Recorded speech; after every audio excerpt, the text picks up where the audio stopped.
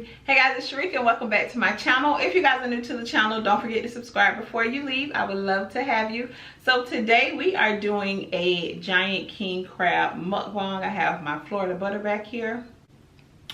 For today's drink, what is drink giving? This is giving sour apple cocktails. So let's go ahead and say grace. Amen. Y'all look at my drink. This is something that I just threw together real quick. And I actually do have sour apple. It's like sour apple and tequila. And the cherry being real fake all the way down to the bottom. Alright, so we do have a story time for today. But we're going to take a bite first. Let's do this one. This one right here. I am so hungry. All right. King crab come from COSTCOS.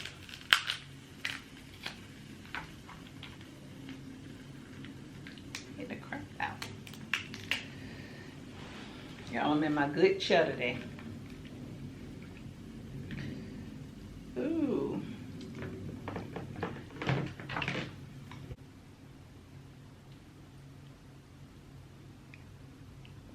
Lemon, I'm so excited for this, y'all, because I am starving. Let me turn this off.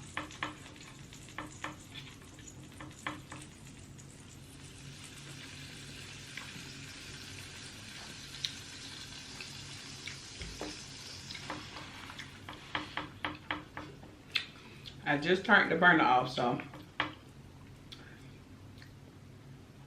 All right, let's get into story time. So story time is from See No Evil. Okay. Hold on. Oh, that's so good, y'all. Okay, so the story time is from See No Evil. And there was a girl. Her name was Daylene. So Daylene was getting ready to go to college. And so she asked her aunt if she can come stay with them while she go to college. So, you know, her aunt did not mind at all. Her aunt had kids and stuff like that. They was all really close. And she was the first one. Daylene was the first one in the family to go to college. Everybody was proud of her. So her auntie, you know, welcomed her in with open arms. So her cousins and some of her friends planned on going to some pub. But her cousin wasn't feeling well that day. So Daylene, she decided, okay, she's still going to go out. She'll just meet some of her friends up there. Put this coat. So, you know, her cousin took a cute little picture for the gram before she left. Her auntie told her, you know, have fun, just be back by 1 o'clock. Okay? 1 o'clock rolls around, no Daylene. So she said, okay, well, maybe she just stayed at a friend's house. She'll be here in the morning. Morning rolls around, no Daylene. So they decide to call the police. So, of course, you know, you have to wait 72 hours before they can start, you know, looking for her. So the detectives went down to the pub, asked if they had surveillance cameras, and start watching the tape.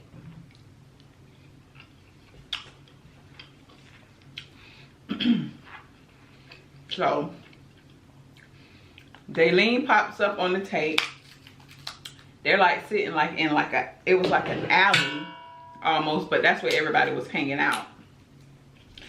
And you know, Daylene was drinking, having a good time, talking to her friends, whatever. So then she walks inside the club.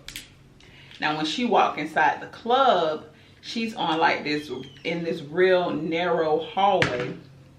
And it was like 4 guys, like big dudes, just standing there. Now they showed Daylene, and she's obviously tipsy. She dancing, you know, enjoying herself. She got a drink in her hand. She hitting on the wall, like she is really feeling it, right? So this dude walks up, and you can see all of this from the surveillance. This dude walks up, and he puts his hand, you know, like when a guy put his hand around your waist, but he kind of like touching like the top of your butt a little bit. So he does that to her and whispers something in her ear, and she just walked into the bathroom. Like the bathroom is directly across from where she was standing. Walks in the bathroom, the dude walk off. Okay. So the surveillance camera pick up this guy's face. Take that guy's face to the friends and ask, you know, do you guys know who this dude is? So the dude that whispered in her ear was Jason. Now remember I told y'all, Jason put his arm like around her waist but kind of touched like the top of her butt. So you know he knew who she was. So the cousin, whenever the detective said, do you guys know who this dude is? The cousin said, yeah, that's our buddy, Jason. All right. So Jason was basically like the dude that he lived with his grandma. And his house was basically like the party house, the hangout house. So that's where everybody went to party. So they get over to Jason's house. Jason come outside, and they start asking him, you know, where were you on the night such and such? So he said, yeah, I did hang out, but I got home maybe like 1:20, 1:30 because my son was sick and I had to come home. My grandma can vouch for me and let you know that I was here at about 1:30. So he said maybe you should talk to Jacob to find out where Daylene is. He said, I don't know if they still dating, if that's her ex-boyfriend or what, but they had some big blowout fight in my yard the other night, so maybe you should talk to him. So they said, okay, so we're gonna keep that name in our back pocket. They went back to the surveillance cameras on the night that Daylene went missing. So after she came out of the bathroom, she went, look at this, y'all. This is a good piece. Ooh. So after she came out of the bathroom, she went back on the porch, like on the outside where everybody was, you know, hanging out, chilling, whatever, smoking, drinking, just having a good time. So when she was walking out the door, she was stopped by a dude that was leaning against the wall. He had his foot on the wall. He was real relaxed, real chill. But you can tell that Daylene didn't want to see him because, you know, she was like her hand movements and stuff. Like, you know, she was just giving him one of these. Like, what you doing here? Why are you following me? Type deal. So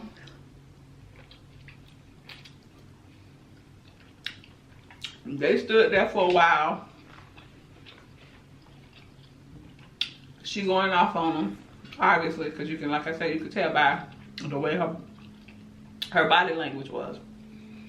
And then she walked out. So, and that dude, you couldn't see his face because the light was shining. So they had to keep watching the surveillance to see like if he would ever come into, his face would ever get in the frame.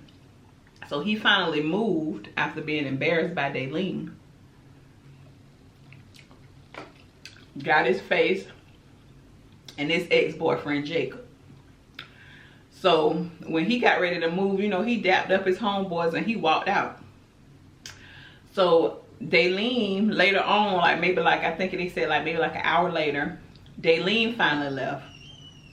She said bye to some of her friends and she left. They watched the footage up until the club closed. They didn't see Jacob or Daylene for the rest of the night. Hold on. So it's time to bring Jacob in, find out what's what. So Jacob come to the down to the station. They question him. Asking him, you know, what happened to Daylene? He said he saw her that night. She broke up with him. She told him she didn't want nothing else to do with him. And that she was dating somebody else. Now, the person that she was dating, his name was James. So the detective's looking like, okay, wait a minute. Like, so she broke up with you, and now she got James. Rick James, no, I'm kidding. So, oh, snap. So now she got James. He was like, and that was it. You know, she told me she didn't want nothing else to do with me.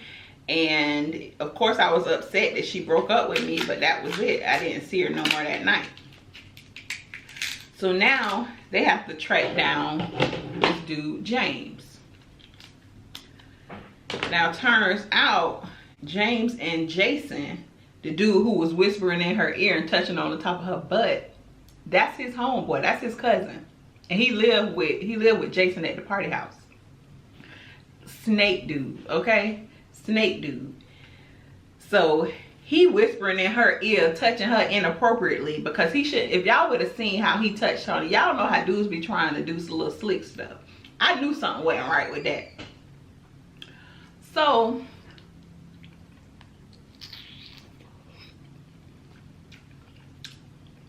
that's Jason's cousin. So they get James in the station, and James said, look, I didn't go out to the club that night. I was at church. This is what James said. James said he don't know what happened. Okay, he was singing in the choir and playing the drums. He don't know what happened. He wasn't there.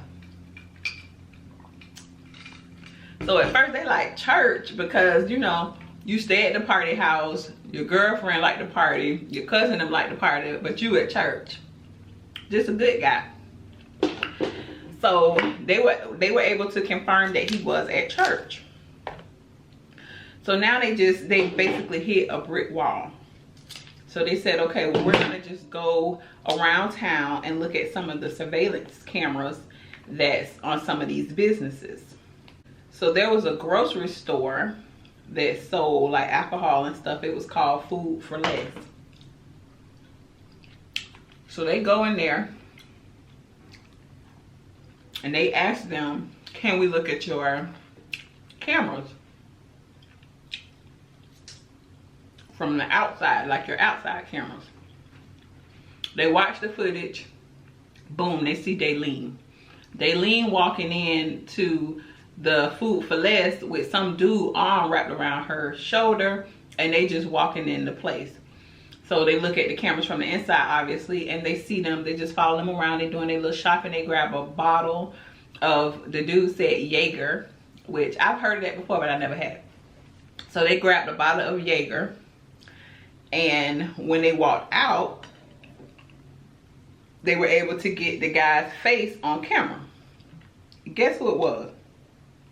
Creep boy. Jason, the one who was whispering in her ear. It was him. Right? So, now remember, he told the detectives that he was home 1:20, 1:30. They watched that footage at 1:31. So he was lying. They called him back down to the station. They let him sit in the room for like an hour. Just let him brew a little bit.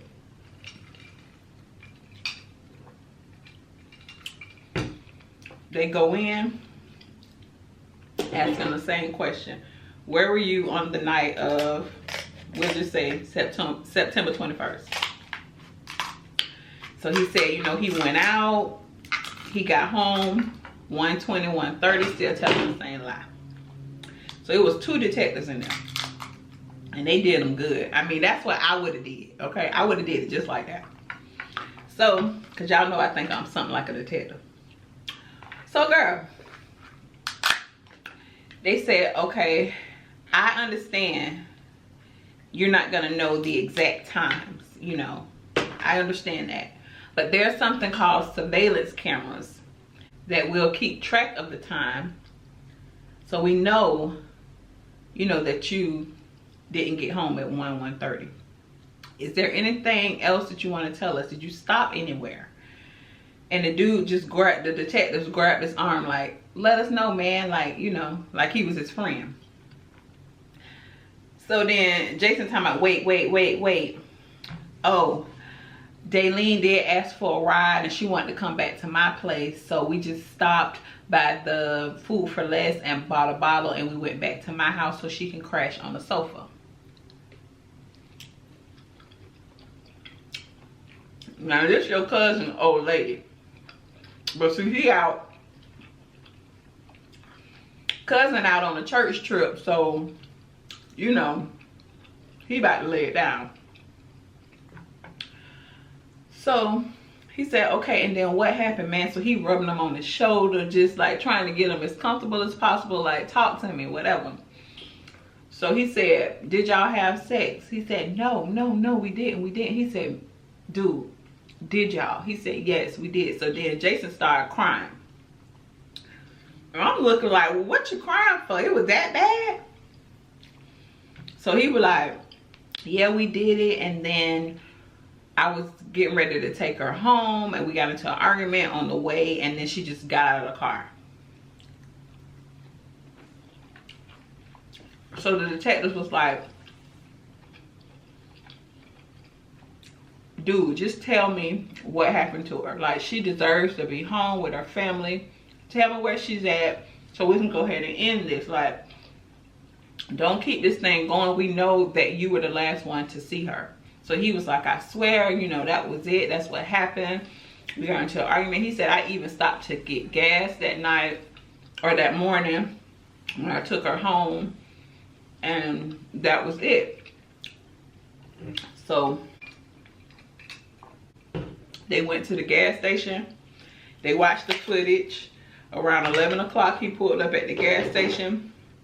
When he got to the register, they was able to see that his shirt was dirty. Like, his shirt had a bunch of dirt on it. Arms had dirt on it. He was like wiping his shirt off, handed the guy the money, walked outside, pumped his gas, and got back in the car. He sat in the car for a while, reached over to close the passenger side door all the way. Well, he did say that she jumped out of the car.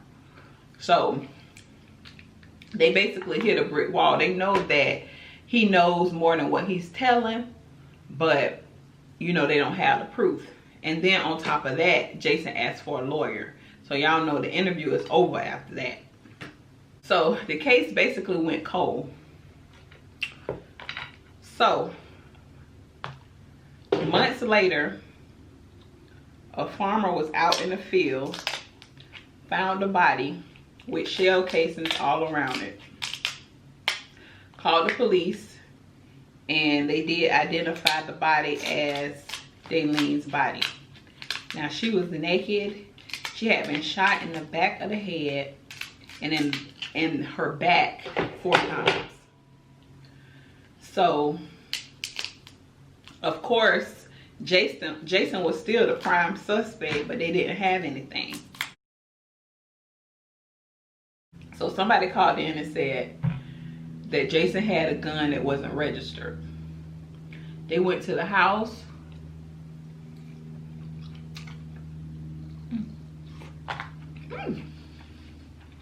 Oh.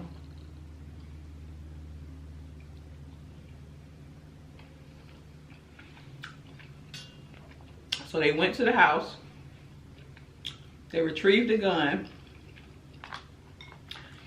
and it was a match from the bullets or however they do it, like the shell casings or whatever, and it was a match.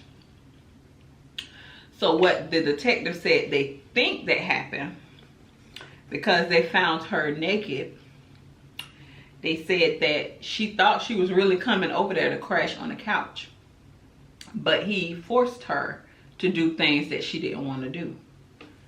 And then he took her out there because she probably told him she was gonna press charges or tell her boyfriend or whatever, and he did that to her. Little creep dudes. Y'all gotta be careful around them little dudes like that. Okay guys, so I hope you're done eating if you're eating with me. Don't forget to like, share, and subscribe. Don't forget to click the next 2 videos at the bottom of the screen, and I will see you guys on the next one.